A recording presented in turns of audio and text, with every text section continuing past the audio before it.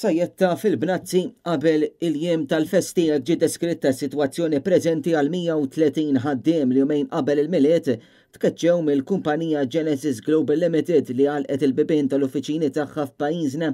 Din il-kumpanija tal-gaming kienet tagħmel parti mill-kumpanija Maiden Group u għadha sal-lum ma ħallsitx lil ħaddiema l-aħħar pagamenti li kienu dovuti. Buħut mill-ħaddiema jispiċċaw bda fuqhom senduqhom.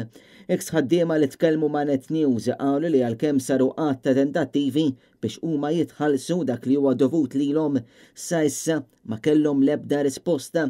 Meta l-istazzjon il-ħaddiema spjegaw li kollha għandhom l-ispejjeż tagħhom b'ħafna jew bil-loans fuq id-djar jew fuq il-karozza, pagamenti li rridu jsiru ta' kull xahar, iżda sa issa baqa' ħadd magħtuhom assigurazzjoni li tal-anqas ikunu qed jitħallsu tas-sigħat li huma ħadmu qabel ġew imkeċċija.